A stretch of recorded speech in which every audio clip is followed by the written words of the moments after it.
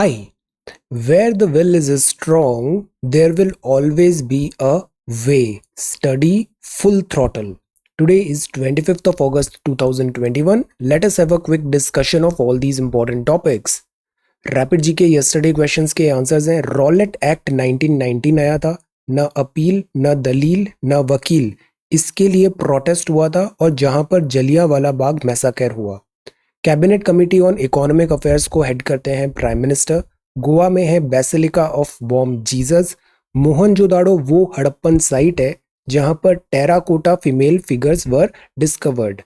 Nagabhata 2 Somnath temple का renovation कराया था, रीबिल्ड कराया था 815 एडी में। अरब इन्वेडर्स ने जब इसे 725 एडी में डिस्ट्रॉय किया था। In context of Mauryan administration chief treasury officer होता है Sannidhata. Previous year question. So these are questions, answers for yesterday's questions. आज के सवाल है, where was the first Jain council held? अक्सर हम बुद्धिस्ट काउंसिल देखते हैं। फर्स्ट जैन काउंसिल कहां पर हुई थी? Which river carries maximum quantity of water into the sea? Discharge, river का डिस्चार्ज, सबसे ज्यादा वर्ल्ड में किस रिवर का वाटर डिस्चार्ज है? During the Delhi sultanate who were called बरीद्स? ये पोस्ट्स होती थी दिल्ली सल्तनत में, तो ये कौन से लोग होते थे? किस पोस्ट को बरीद्स बोला जाता था? In which year India's first satellite Aryabhata was launched? Tolkappiyam बड़ी इंपॉर्टेंट बुक है। It belongs to which Tamil Sangam? Which sultan of Delhi assume the title Sikandar e Sani? So these are 6 questions for today. आज की वोकैबुलरी है अलीज, मतलब क्लेम किया गया है, वहां पे हक मांगा है, अजर्ट किया है, डिक्लेयर किया है। डिस्पोजल का मतलब होता है वो आपके पास अवेलेबल है, allotment, allocation, distribution, at your disposal. Resurgence का मतलब होता है रिन्यू करना, रिवाइव करना, रिकवर करना। मर्सी मतलब लीनियंसी, क्लेमेंसी। मर्सी, प्रेसिडेंट की पावर आर्टिकल कौन सा है और गवर्नर का कौन सा आर्टिकल है दिस मर्सी पेटिशन वाला? आंसर। अवर्ट का मतलब होता है प्रिवेंट करना, स्टॉप करना, अवॉइड करना। So these are vocabulary words for today. If you come across any other important word, write down that word along with its meaning in the comment section down below. आज के topics हैं, आज हम देखेंगे, so this is on safe harbors, on safe shores. Then we'll talk about economic criterion, not sole basis for creamy layer. Then this is about caste counts, and before that we'll get to know about bioethics in India. The ugly face of crime fighting move, digital face ID और इसके क्या नुकसान है? Data protection bill matters. Then climate change a catalyst for Arctic cooperation, will get to know about Arctic, इससे related mapping part भी देखेंगे। Vacant seats justice delayed, this is about Afghanistan crisis, diplomatic ties, and waiting and watching in Kabul development. Managing the plan, sector specific valuation used to drive monetization pipeline. Government monetization कर रही है government resources का, इसके क्या pros and cons है, we'll have a brief talk. Then this is about manufacturing hub जो India बन रहा है। ये है हमारा अर्थ और ये ऊपर वाला सर्कल है नॉर्थ पोल, आर्कटिक सर्कल, इसका आज हम मैपिंग देखते हैं। This is CSET solutions in certain questions. So we are going to talk about all these important topics in next about 35 to 40 minutes. Our reference material is this The Hindu and this is Indian Express, both are Delhi edition. Yesterday I shared these two PDFs with you. ये जो first PDF है इसमें 36 major straits of the world है। ये सारी straits बहुत important है for mapping purposes. और जो सेकंड है वो है important seas of the world. So these two are very very important. So let us come back to newspaper. First जो टॉपिक है आज का वो है on safe shores. On safe shores faithful receiving हुआ गुरु ग्रंथ साहिब का, flown in from Afghanistan by the Indian air force to new Delhi on Tuesday. ये काबुल में, बिकॉज अभी जो क्राइसिस डेवलपमेंट हो रहा है अफगानिस्तान में, तालिबान का थ्रेट है, तो दैट इज वाई गुरु ग्रंथ साहिब का यहाँ पे ऑन सेफ शोर्स ये न्यूज़ है। सी, वैसे तो यूपीएससी के 2 रिलीजन फेवरेट है, एक तो जैनिज्म और दूसरा बुद्धिज्म। हर साल इससे एक ना एक सवाल आया है। जो सिखिज्म है ना, इससे भी काफी सवाल बने हैं बीच बीच में। तो we should be knowing about basics of Sikhism. Sikhism के फाउंडर हैं Guru Nanak Dev ji, also refer to as Baba Nanak. आप फाउंडर हैं सिखिज्म के और first of the 10 Sikh gurus हैं। आपका बर्थ सेलिब्रेट होता है world wide as Guru Nanak या फिर गुरु पूरब। तो सिख गुरुज होते हैं 10 सिख गुरु में पहले जो है वो गुरु नानक जी है, फिर गुरु अंगद, फिर गुरु अमरदास, गुरु रामदास, गुरु अर्जन, गुरु हरगोबिंद, गुरु हर राय, गुरु हर किशन, गुरु तेग बहादुर, गुरु गोबिंद सिंह जी। और जो फाइनल गुरु था, फाइनल गुरु, एटर्नल गुरु जिसे माना जाता है, वो है गुरु ग्रंथ साहिब। गुरु ग्रंथ साहिब। इंपॉर्टेंट स्क्रिप्चर्स क्या है? गुरु ग्रंथ साहिब है, दसम ग्रंथ है, सरबलोह ग्रंथ है और 5 बाणी है। तखत है अकाल तखत, केशगढ़ साहिब, दमदमा साहिब, पटना साहिब और हजूर साहिब। ये 5 तखत हैं। सिख में प्रैक्टिसेस, सिख का मतलब डिसाइपल भी होता है, सीखना। Sikh practices and discipline. तो इसमें 5 बाणी होता है, 5 केज है, 5 थीव्स, 5 वर्च्यूज, सिमरन, सेवा, 3 पिलर्स सिख, रहत, मर्यादा एंड अमृत वेला। आप बताओ ये 5 केज क्या है सिखिज्म के? Okay, so this is Guru Granth Sahib. Guru Granth Sahib 10th और एटर्नल गुरु है सिखिज्म में। ओके, अब जो नेक्स्ट है that is economic criterion not sole basis for creamy layer. Creamy layer, see हम अक्सर बात करते हैं कि सोसाइटी में इनइक्वालिटी रही है, इनइक्वालिटी रही है और इनजस्टिस हुआ है। इनजस्टिस हुआ है वो भी काफी टाइम तक, hundreds and hundreds of years तक ये इनजस्टिस हुआ है। So that is why we strive for this equity. Constitution में इक्विटी के प्रोविजंस है। इक्विटी मतलब रिजर्वेशन। और फाइनल गोल जो बताया गया है वो है जस्टिस। यहाँ जो बात है कि जैसे रिजर्वेशन होता है तो रिजर्वेशन का मैंडेट ये होता है कि जो इकोनॉमिकली, सोशली जो वीकर सेक्शन ऑफ सोसाइटी है उनको सर्टेन हेल्प हमें प्रोवाइड कराना है। इसमें जो सबसे बड़ा प्रॉब्लम आता है वो प्रॉब्लम आता है identification of beneficiary. Identification of beneficiary मतलब कि जिसको रिजर्वेशन देना है वो कौन है, उसका आइडेंटिफिकेशन कैसे करेंगे। तो इसके लिए इस टाइप के सेंसस अक्सर होते रहते हैं। अभी जो बात आ रही है, आगे एक एडिटोरियल भी है, वो है कास्ट सेंसस के बारे में। Economic criterion not sole basis for creamy layer. See जैसे ओबीसी सेक्शन में एक section of OBC, within OBC भी देर आर पीपल, एक सेक्शन होगा जो फाइनेंशियली वेल है, सोशली वेल है, तो उनको रखा गया था क्रीमी लेयर में। मतलब जो रिजर्वेशंस के बेनिफिट है वो क्रीमी लेयर को प्रोवाइड नहीं होंगे। बट अगेन प्रॉब्लम ये आती है कि आप इस क्रीमी लेयर को आइडेंटिफाई कैसे करोगे। Social advancements, high employment in government services है, play role in deciding quota eligibility. तो सेक्शंस में डिफरेंसेस हैं, सेक्शंस में डिफरेंसेस है, बट विद इन सेक्शन भी डिफरेंसेस है। तो क्रीमी लेयर जो कॉन्सेप्ट आया वो विद इन सेक्शन के अंदर जो डिफरेंसेस है उस चीज को एड्रेस करने के लिए आया था। बट अब क्रीमी लेयर के आइडेंटिफिकेशन में भी हमें यहाँ पे क्या चेंजेस लाने चाहिए, ये कोर्ट का ऑब्जर्वेशन है। Social advancement, higher employment in government services played an equal role in deciding whether a person belong to the creamy layer or should be denied quota benefits। मतलब एक कोई पर्सन है, section with in section, उसके पास अच्छी सरकारी नौकरी है, अच्छा उसको सोसाइटी में डिस्क्रिमिनेशन या ऐसा कुछ नहीं है, तो उसको फिर रिजर्वेशन देना क्या जरूरी है, क्या जायज है या नहीं, इस बात पे सवाल उठता है। तो उसीलिए ये कॉन्सेप्ट आता है क्रीमी लेयर का। इंदिरा सावनी केस बड़ा इंपॉर्टेंट है। वर्डिक्ट आया था 1992 में, which declared that creamy layer is a backward community. In a backward community should be excluded from reservation so that the more deserving were able to come up। तो again reservation provide करना है but उसको मिलना चाहिए जिसको उसकी जरूरत है।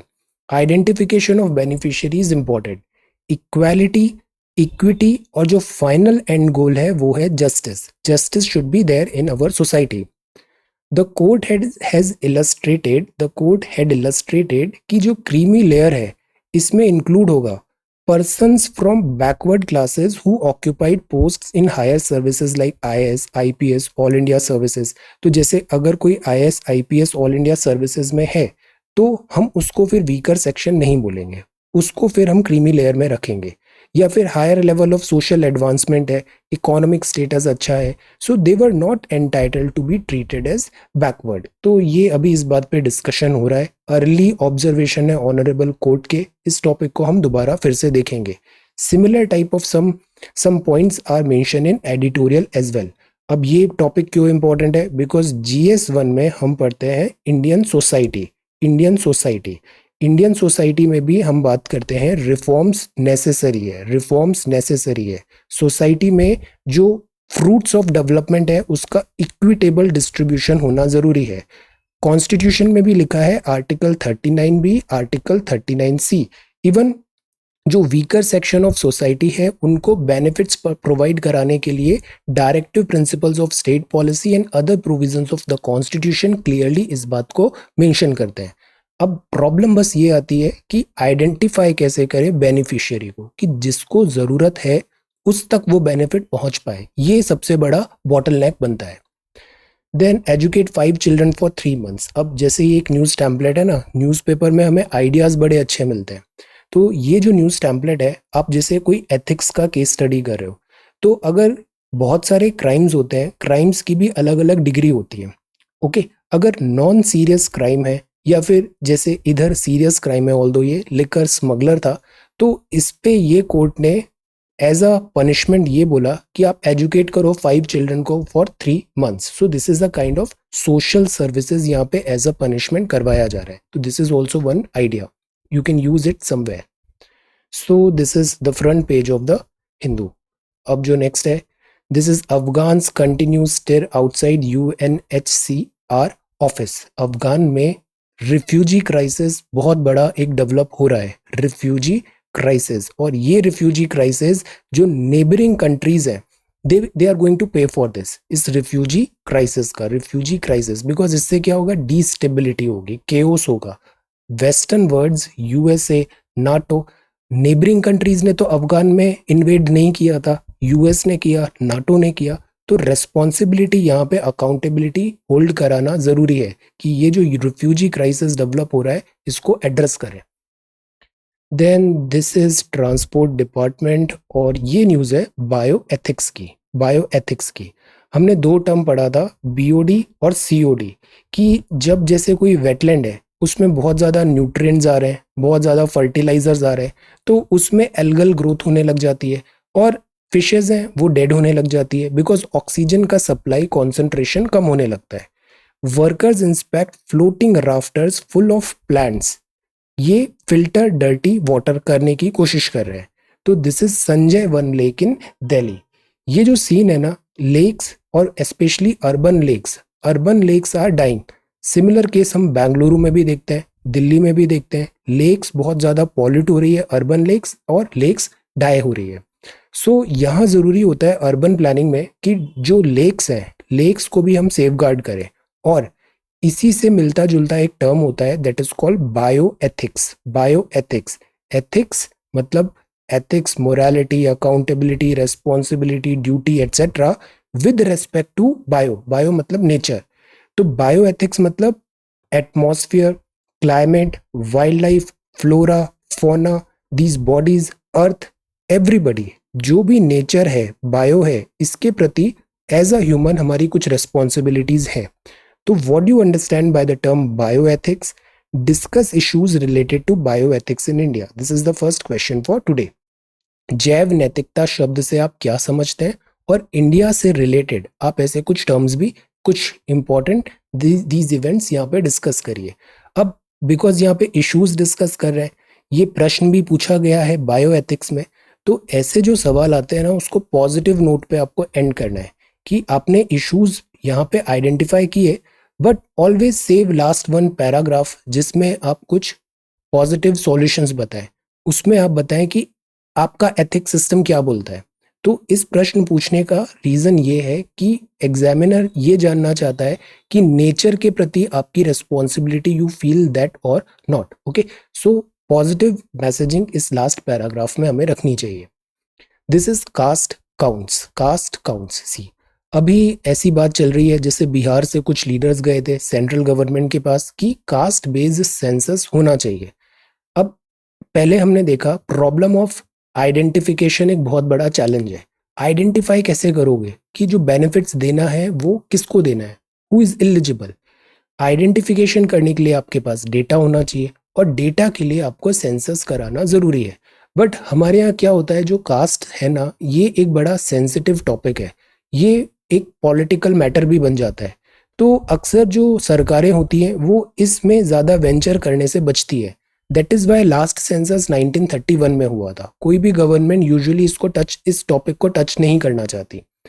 A vision for a just India and not partisan political gains should inspire a fresh census। Editorial में टेक लिया है कि हमें डेटा चाहिए और डेटा के लिए एक इफेक्टिव और क्रेडिबल सेंसस कराना जरूरी है। लास्ट टाइम इंडिया की पॉपुलेशन एनुमरेट हुई थी on the basis of caste, तो वो साल था 1931। इतने साल हो गए हैं और अभी तक हमने दोबारा इस कास्ट सेंसस को नहीं कराया, तो वो हमें कराना चाहिए। Effective governance requires robust data on the govern. बिना डेटा के अब गवर्नेंस कैसे करोगे। Indian politics and governance structure are all premised on categories that were firmed up during colonialism. तो जैसे ब्रिटिशर्स तो वैसे ही नोटोरियस थे, इन्होंने रिलीजन के नाम पे भी हमें डिवाइड किया, फिर कास्ट के नाम पे भी हमें डिवाइड किया। तो इंडिया में आज जो बहुत सारी प्रॉब्लम्स हम देखते हैं ना, उसका root cause primarily this British rule है। But the salience of caste as a fundamental marker of identity for an Indian has only grown since independence। बाबा साहब ने क्या बोला था कि एक इंडिया ऐसा आएगा जहाँ पे कास्ट बेस्ड ये जो आइडेंटिटी है ये सब हम खत्म करेंगे। तो हमारा जो ग्रोथ है, हमारा जो डायरेक्शन है, वो ये होना चाहिए कि ये जो डिवीजन है, कास्ट बेस्ड डिवीजन है, रिलीजन बेस्ड डिवीजन है, हम बहुत डिवाइडेड है। जब तक हम डिवाइडेड है हम फुल थ्रॉटल प्रोग्रेस नहीं कर पाएंगे। तो identity for an Indian has only ingrown. तो unfortunately since independence caste based identity भी ज्यादा प्रोपेल हुआ है और इसका नंबर वन रीजन केवल एक ही है, चुनाव जीतना। बिकॉज चुनाव जब आते हैं तब ये सारे डिविजन्स बड़े हाईलाइट हो जाते हैं। Constitution as socially and educationally backward classes. Constitution में बोला गया है यहाँ बेनिफिट्स देना है। अब it is assumed that particular groups within each category have benefited disproportionately from political and job reservations and they are demands for sub quotas। अब ये क्या लाइन है जो हमने क्रीमी लेयर पढ़ा कि जैसे एक कास्ट कैटेगरी है, इस कैटेगरी में भी कुछ एक लोग ही होंगे जिनको सारे बेनिफिट्स जनरेशन आफ्टर जनरेशन बार बार मिलते आए हैं। तो they have only got benefits. ये बेनिफिट्स विद इन कास्ट भी प्रॉपरली डिस्ट्रीब्यूट नहीं हुए। तो अब डिमांड क्या आती है कि इसके अंदर भी सब कोटाज होना चाहिए, कैटेगरी के अंदर भी सब कोटाज होना चाहिए। All these questions are being debated. अब इस पे सवाल उठेंगे, काउंटर क्वेश्चंस उठेंगे। वैसे भी ये बड़ा सेंसिटिव मुद्दा है। एडिक्वेट और रिलायबल डेटा के बिना इसको हम एड्रेस नहीं कर सकते, इसीलिए सेंसस होना जरूरी है। लीडिंग टू कॉन्फ्लिक्ट होगा, फिर मिसलीडिंग क्लेम्स भी आएंगे। The whole solution of the problem is get the correct data, adequate and reliable data. और ये जो डेटा होगा वो सोशियो इकोनॉमिक कंडीशन भी बताएगा, सोशल स्टेटस, इकोनॉमिक स्टेटस की किस पोस्ट पे है, क्या प्रोफाइलिंग है, ये सारी डेटा आएगा वहाँ पे। और इससे फिर बेटर प्रोफाइलिंग हो पाएगी और जो रिजर्वेशन के बेनिफिट्स हमें जेन्युइन लोगों पे पहुंचाने हैं वो हम कर पाएंगे। ये मैसेजिंग है। इनइक्विटेबल डिस्ट्रीब्यूशन है पावर और वेल्थ का। इससे क्या होता है, सोसाइटी डिस्टेबलाइज होती है। हिस्टोरिकल रॉन्ग्स हुए उसके कारण ये नहीं है कि हम प्रेजेंट में भी रॉन्ग्स करें, अदरवाइज बात की जो फ्यूचर आएगा वो बोलेगा यहाँ पर हिस्टोरिकल रॉन्ग्स हुए थे। Okay, so in the and जो अल्टीमेट गोल होना चाहिए वो होना चाहिए जस्टिस। जो गलत हुआ है उसका सुधार करें।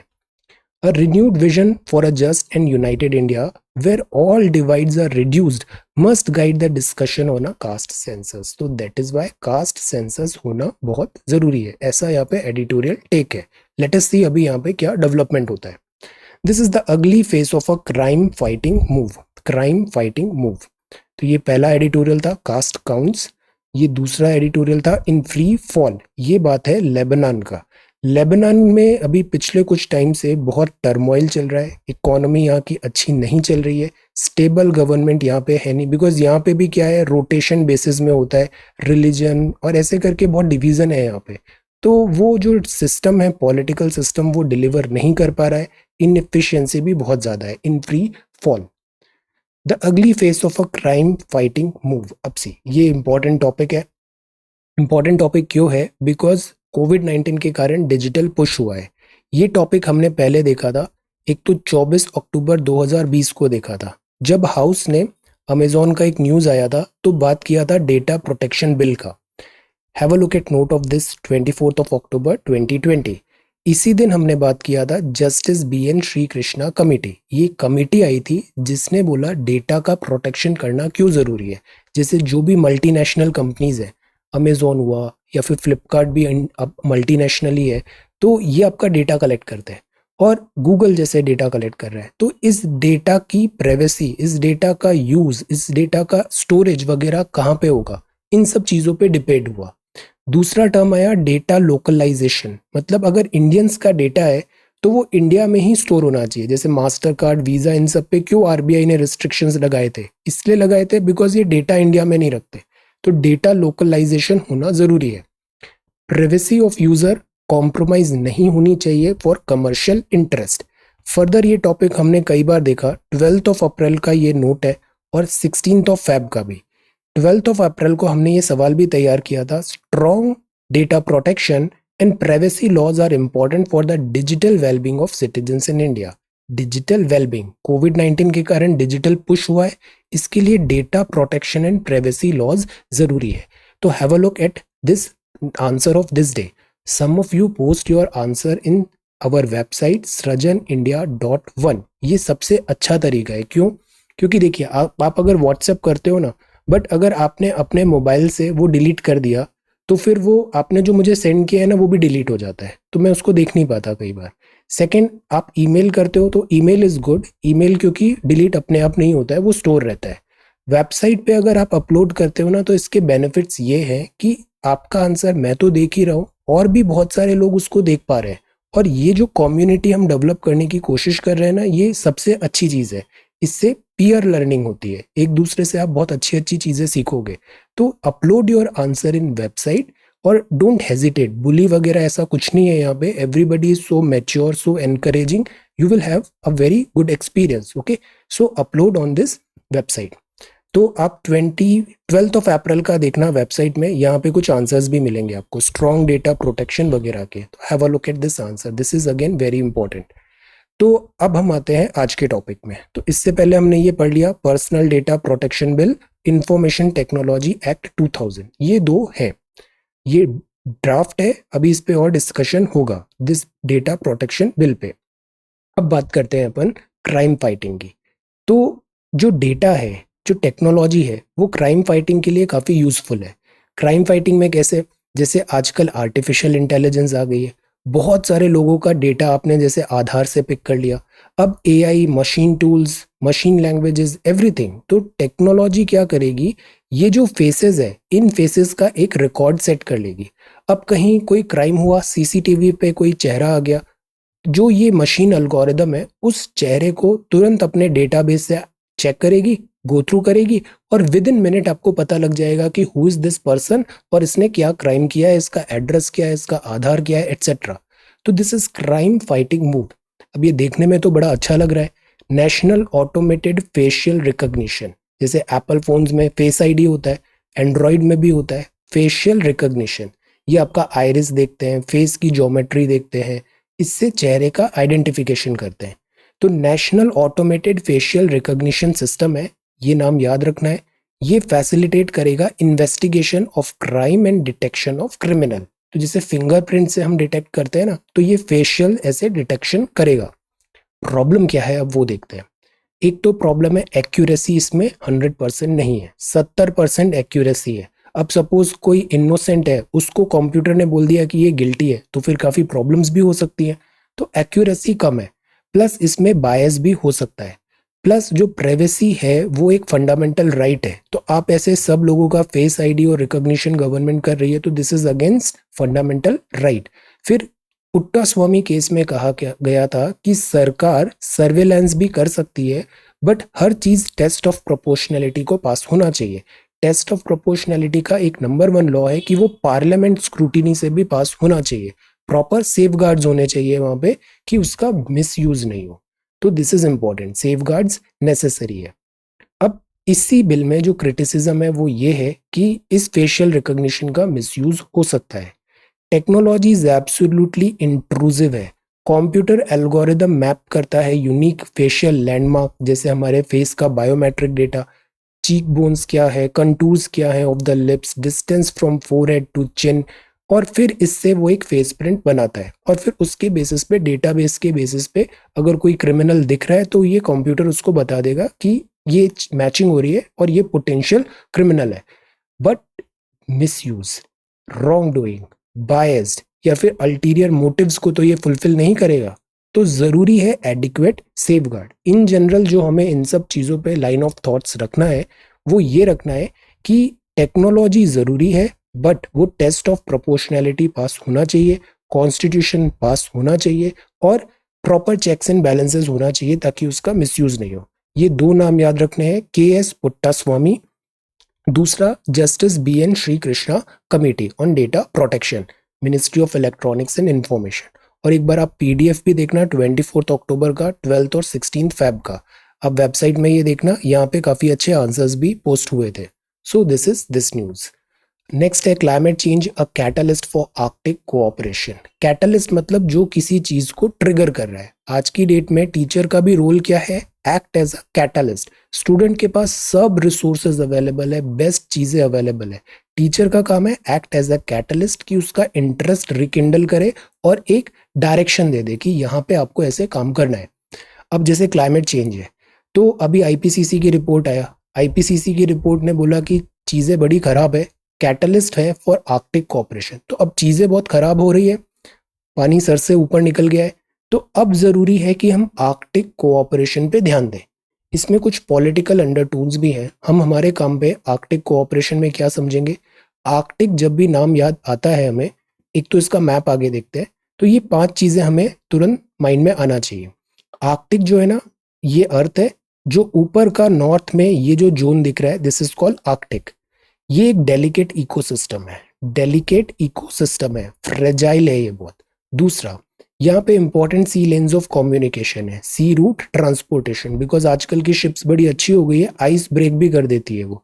तो बिकॉज ठंड ज्यादा रहती है, आइस भी होती है, आजकल की शिप्स वहां पे इजीली नेविगेट कर लेगी। तो सी लेन ऑफ कम्युनिकेशन इंपॉर्टेंट है। तीसरा, ऑयल एंड मिनरल रिसोर्सेज यहाँ पे बहुत है। चौथा, यहाँ पे रशिया आजकल बड़ी असर्टिवनेस दिखा रहा है, बिकॉज रशिया अपनी हेजेमनी फिर से एस्टैब्लिश करना चाहता है USSR डिसइंटीग्रेशन के बाद। तो रशिया यहाँ पे अपना असर्टिव हो रहा है। और पांचवा है IPCC क्लाइमेट चेंज की रिपोर्ट कि यहाँ पर आइस शीट्स मेल्ट हो रही है, polar bears are at distress.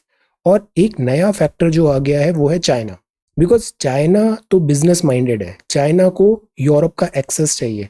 अगर चाइना को यूरोप का एक्सेस चाहिए तो या तो वो ऐसे इंडियन ओशियन, मेडिटेरेनियन ऐसे करके जाए, या फिर वो इधर आर्कटिक से जा सकता है। तो चाइना का बड़ा इंटरेस्ट आ रहा है आर्कटिक में। ये 5-6 चीजें हमें आर्कटिक में ध्यान रखना है। अब बिकॉज क्लाइमेट चेंज हो रहा है तो आर्कटिक कोऑपरेशन जरूरी है, बिकॉज जो भी ये चीजें होती है ना वो यूनिवर्सल कॉमन होता है। यूनिवर्सल कॉमन हम सबका इसमें से है। ये 8 कंट्री है, प्रीलिम्स 2015 का सवाल है। 8 कंट्रीज हैं जिनके पास डायरेक्ट एक्सेस है आर्कटिक रिसोर्सेज का। Canada, Denmark, Finland, Iceland, Norway, Russian Federation, Sweden and United states.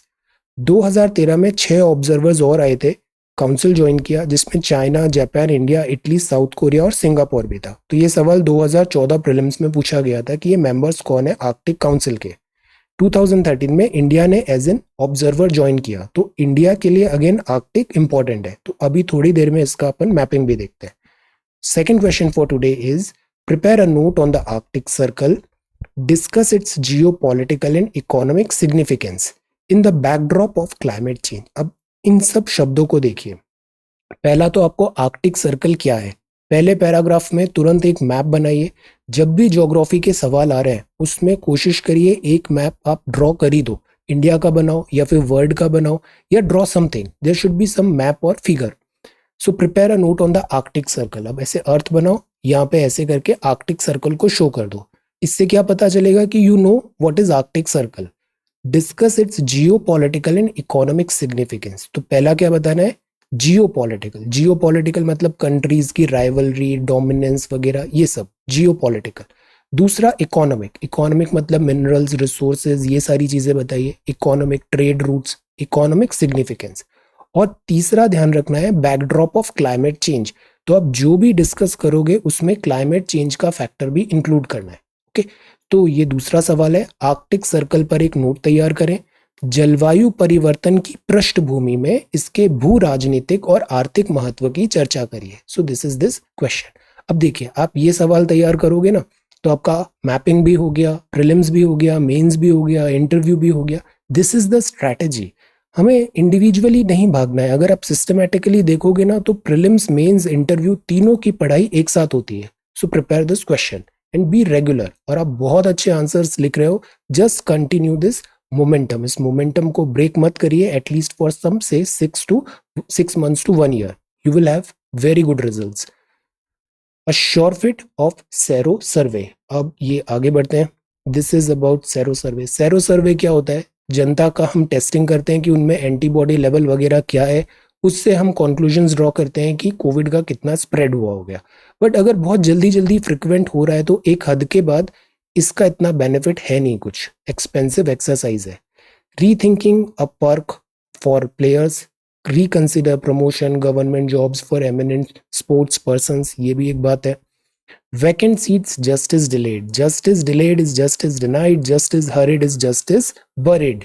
Vacant seats, अभी कुछ ही दिन पहले कोलेजियम पढ़ा हमने, जज साहब वगैरह की बड़ी पोस्ट खाली है और इसको हम फिल नहीं कर पा रहे हैं, डिले चल रहा है बहुत।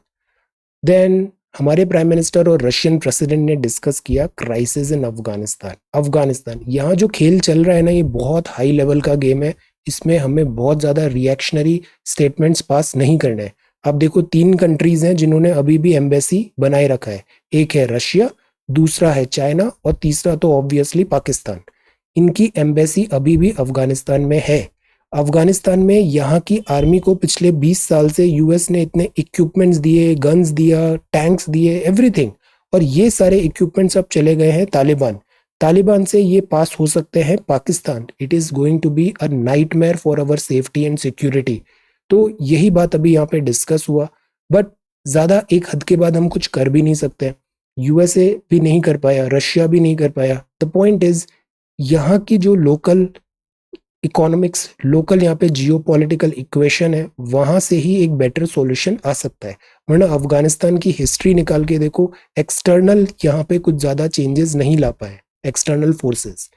तो नेशनल सिक्योरिटी एडवाइजर और ब्रिक्स नेशंस हैं, वो भी यहाँ डेवलपमेंट इन काबुल को डिस्कस कर रहे हैं। रशिया का यहाँ अच्छा खासा से है। तो अभी प्राइम मिनिस्टर की बात हुई ना प्रेसिडेंट से, इसमें इंडियन इंटरेस्ट भी बहुत हद तक सेफगार्ड करने का हुआ है यहाँ पे। जिसे इंडिया ने इवैक्यूएट किया इतने स्ट्रैंडेड पर्सन्स को। Passengers bring Guru Granth Sahib from gurdwara.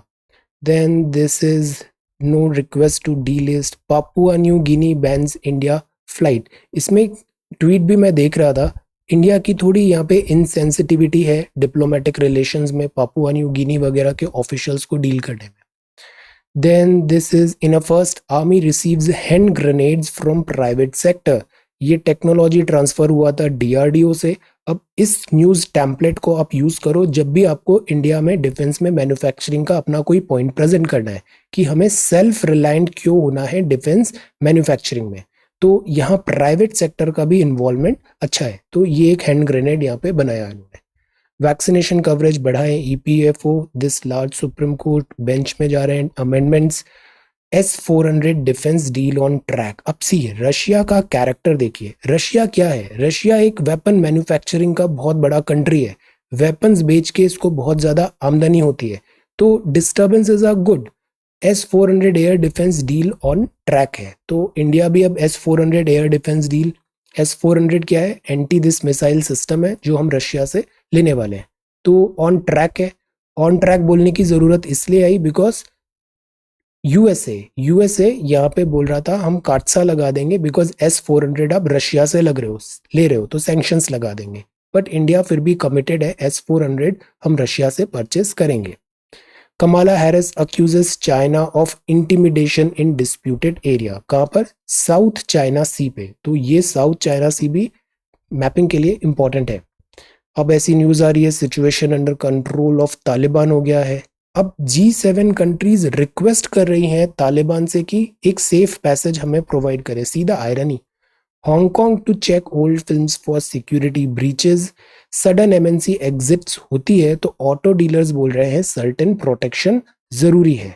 जैसे अभी ऑटोमोबाइल सेक्टर वैसे ही काफी लॉस में चल रहा है। फोर्ड जो है वो भी इंडिया से अपना बिजनेस वाइंड अप करने की कोशिश में है। तो इससे इससे जो वर्कर्स हैं, एम्प्लॉयज हैं, उनको कुछ एक सेफ्टी नेट होना चाहिए, जो ये यहाँ पे डिमांड कर रहे हैं। Centre will ensure policy certainty. Chip shortage, ये जो इलेक्ट्रॉनिक चिप्स है ना, इसका नंबर 1 मैन्युफैक्चरर है ताइवान। ताइवान में भी टेंशन्स चल रहे हैं, वर्ल्ड में भी सप्लाई साइड बॉटलनेक्स है। तो ये जो इलेक्ट्रॉनिक चिप्स हैं, mobile, calculator, gadgets, cars, automobile, हर जगह शॉर्टेज हो रहा था। बट ये ट्रांजिएंट है, ऐसा प्रेडिक्ट किया जा रहा है। मतलब शॉर्ट टर्म के लिए ही है, ये रिकवर हो जाएगी, नॉर्मलसी आ जाएगी। This is about Maruti Suzuki में यहाँ पे ये बताया। GDP likely to grow at 18.5%। See GDP के नंबर फिर हेल्दी आ रहे अप्रैल जून में, एसबीआई रिपोर्ट ने बताया। तो दिस इज गुड, बट इसमें एक बेस इफेक्ट भी बहुत बड़ा फैक्टर है। पिछले बार अप्रैल जून में बड़ा पिटा था, तो उसके रिलेटिवली इस बार थोड़ा भी ग्रोथ होगा तो वो काफी अच्छा दिखेगा। तो this is 18.5% in April June, State Bank of India की रिपोर्ट। ये Hyundai की नई गाड़ी है i20N और ये इलेक्ट्रिक MPV है, multiple purpose vehicle. Open digital system to unlock these many billion opportunity by 2030। Digital, go digital. Then this is sports, वापस अब टेस्ट सीरीज स्टार्ट हो रही है और अब हो रहे हैं पैरालंपिक्स। तो इसका भी इनॉग्रेशन हुआ, Paralympics. Then this is sports. अब हम आते हैं इंडियन एक्सप्रेस में जो फर्स्ट न्यूज़ है, अगेन ब्रिक्स और UNHRC ने बोला जो क्राइसिस डेवलप हो रहा है अफगानिस्तान में, उस पर वर्ल्ड इमीडिएट अटेंशन दे। ये रिफ्यूजीज हैं from Afghanistan. Then this is battle line sharpen civic body polls. ये एडिटोरियल है। See, waiting and watching Kabul, this is the thing we should do. Delhi must not make haste, जल्दबाजी में साइड्स नहीं लेने। Need to जज the Taliban primarily by their security guarantees, this is the wise step forward. ये managing the plan है। कल ही हमने देखा था सरकार के पास बहुत सारे एसेट्स हैं, ये एसेट्स आइडल पड़े हुए हैं। तो सरकार सोच रही है ऑनरशिप हम खुद ही रखेंगे, बट कुछ टाइम तक इन एसेट्स को मोनेटाइज कर दें। एसेट्स मतलब जैसे रेलवेज है, रेलवेज के पास बहुत सारी जमीनें ऐसे ही पड़ी हुई है, तो इस जमीन का कुछ यूटिलाइज कर ले हम। ऐसे बहुत सारे जो गवर्नमेंट एसेट्स हैं, सरकार उसको मोनेटाइज करना चाहती है। मोनेटाइज कि जैसे सपोज कोई मकान आपके पास पड़ा हुआ है, आप उसको किराए पे देना चाहते हो, तो इससे पैसे आएंगे। सरकार भी यही दिमाग लगा रही है। 6 लाख करोड़ की ये बात है। अब बात ये आती है कि इससे क्या हम प्राइवेटाइजेशन की तरफ तो नहीं बढ़ रहे? हमें ऐसी सिचुएशन क्यों आई कि हमें जो हमारे एसेट्स हैं उनको गिरवी रखना पड़ा, समथिंग लाइक दैट। इस बात पे भी सवाल उठ रहे हैं इकोनॉमिक पॉलिसीज पे। Success of ambitious asset monetization program will depend on institutional capacity and continuous monitoring. Otherwise, again, non-performing assets and loss-making proposition हो जाएगा। Managing the plan. ये lessons from pandemic है। Post COVID, India must invest in healthcare infrastructure. This land is her land only. Her land. This is Afghan crisis. On population, let facts check population policies. Explain में brown field project है। 2 project होते हैं, कुछ ही दिन पहले हमने पढ़ा है। एक होता है ग्रीन फील्ड, दूसरा होता है ब्राउन फील्ड। इन दोनों में डिफरेंस बताइए, ग्रीन फील्ड और ब्राउन फील्ड। एनवायरनमेंट के रिलेटेड इन दोनों में से कौन सा बेटर डील होगा? Environment safety. जब हम पढ़ रहे थे ना EIA, एनवायरनमेंटल इम्पैक्ट असेसमेंट, इनका 2020 का ड्राफ्ट बिल, तो वहां पे ये बात आया था brown field projects. This is the स्वरूप of Sikh holy book. Then this is the world news, and these are children from Afghanistan. This is this news. Sector specific valuation हो और monetization हो assets का, जैसे स्टेडियम्स पड़े हुए हैं, roads है, रेलवेज है, पावर जनरेशन, टेलीकॉम, हर जगह सरकार अपने ऑलमोस्ट हर एसेट को मोनेटाइज करना चाहती है ताकि 6 लाख करोड़ रुपए की इनकम हो जाए यहाँ पे। दिस इज अनऑर्गेनाइज्ड वर्कर्स का डेटाबेस भी जरूरी है, इसको हम कल देखेंगे। This is important because India में अनऑर्गेनाइज्ड वर्कर्स का काफी क्राइसिस हुआ था इस माइग्रेंट इशू में, कोविड-19 लॉकडाउन में। जीडीपी 18.5% जून क्वार्टर में, और सेंसेक्स भी न्यू हाई पे है।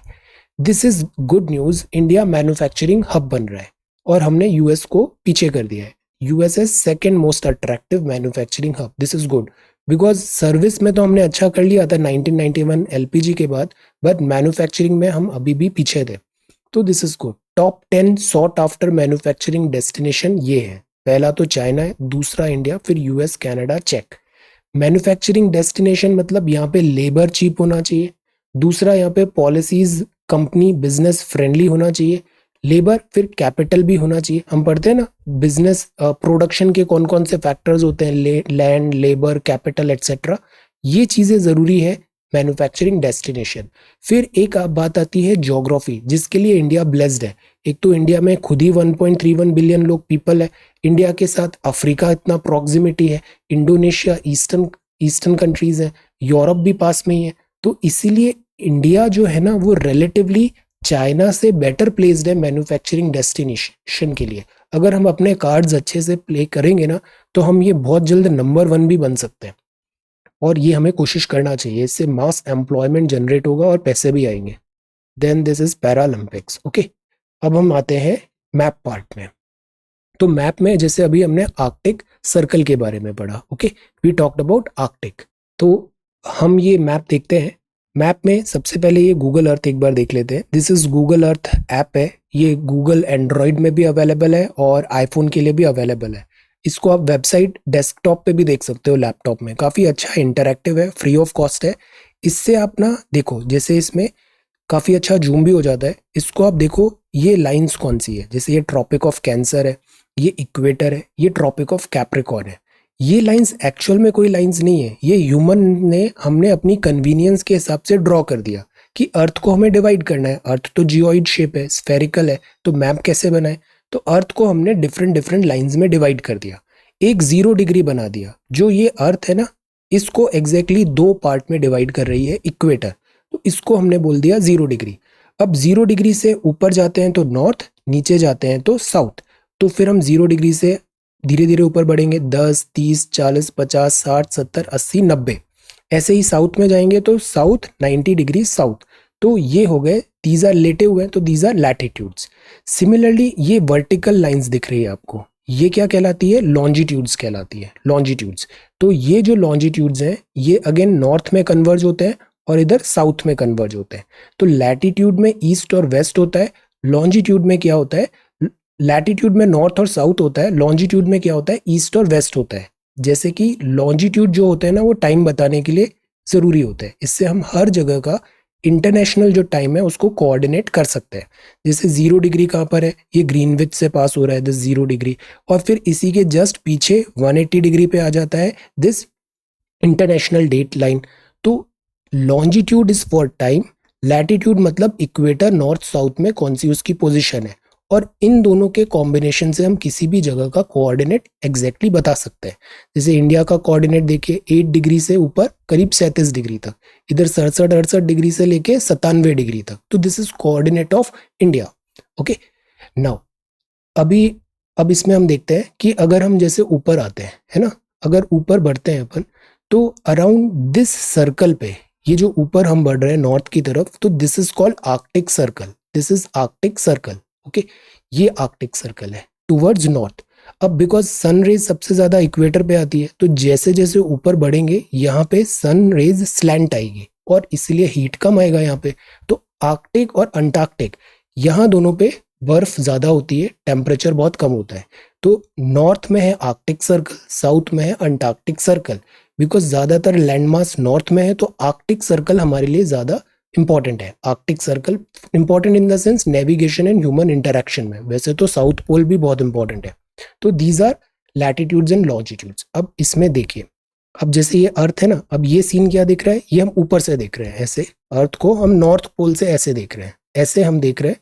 तो ये इस टाइप का मैप दिखेगा। This is called Arctic ocean. अब यहाँ पे पहले हम देखते हैं सीज कौन से हैं। तो एक तो ये हो गया चुक्ची सी, ये ईस्ट साइबेरियन, ये रशिया आ गया ईस्ट साइबेरियन। लैप्टेव सी है, कारा सी है, बैरन सी है ना।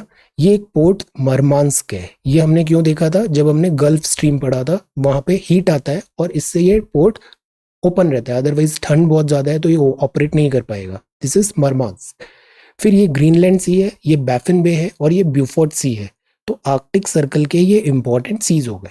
अब जो प्रॉक्सिमिटी में कंट्रीज हैं वो कंट्रीज इसके अभी मेंबर भी हैं, जैसे यूनाइटेड स्टेट्स, ये अलास्का रीजन है यूनाइटेड स्टेट्स का, कनाडा है, ग्रीनलैंड है मतलब डेनमार्क हो गया, आइसलैंड है, और फिर यहाँ पे नॉर्वे, स्वीडन, फिनलैंड हो गया, फिर दिस इज रशिया। तो ऐसे 8 हैं, ये 8 हैं जो यहाँ पे आर्कटिक मेंबर है। और इंडिया जो है ना वो ऑब्जर्वर स्टेट है। यहाँ ये इंपॉर्टेंट है, स्वालबार्ड जो है नॉर्वे में, ये किस लिए इंपॉर्टेंट है आप बताओ मैपिंग में? नॉर्वे। ओके, तो what is this region? This region is Arctic Circle. Mapping is very very important, और ये geologically, ecologically very very fragile है। यहाँ पे ऑयल्स और मिनरल्स भी है और सी लेन्स ऑफ कम्युनिकेशन भी है। जियो पॉलिटिक्स, या ऑड वन आउट बताना है। 19 एंड 1 स्क्वायर 20, पैटर्न बन गया 19-20 ऐसे करके। 20 + 2 स्क्वायर 24 आया, फिर 24 को 3 स्क्वायर से ऐड किया तो 33 आया, 33 को 4 स्क्वायर से ऐड किया तो 49 आ गया। तो जो 21 है वो ऑड वन आउट है। यहाँ भी आप देखो, पहले 6 था, 6 × 1 6, 6 × 2 12, 12 × 3 36, 36 × 4 144, 144 × 5 720, 720 × 6 4320। सो this is the next number 4320। यहाँ भी 6 क्यूब + 6 222 हो गया, है ना। सिमिलरली जो 25 क्यूब + 25 हो रहा चाहिए, ऐसे प्रोपोर्शन हो रहा था, तो 25 क्यूब + 25 होता है 15 650, ये यहाँ पे आना चाहिए। ये आज के सवाल है, how many 4s are there in preceded by 7 but not followed by 3। ये जो सवाल होते हैं ना, ये मतलब मेहनत वाले सवाल है। ये सही हो जाएंगे बट मेहनत भी लगेगी, और अगर सिली मिस्टेक हुआ तो सारी मेहनत खराब भी हो जाती है। तो बड़े शांति से धीरे धीरे इसको पढ़ना चाहिए, और जो पेपर में ऐसा लिखा हुआ है ना वहीं पे आप पेयर्स बनाने लग जाओ, काउंट करने लग जाओ। इजी है, थोड़ा मेहनत लगता है बस इसमें।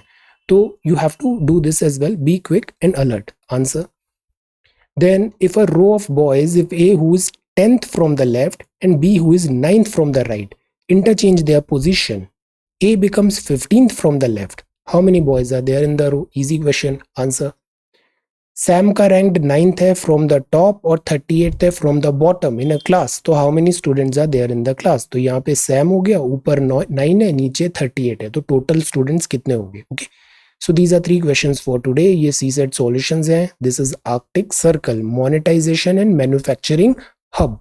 This is Arctic circle. Prepare this question very well, homework रोज करना है। ओके, then this is about bioethics, क्या होते हैं इसको डिस्कस करिए। So this is 25th of August 2021. Thank you so much for watching this video. Take care, study well and be safe.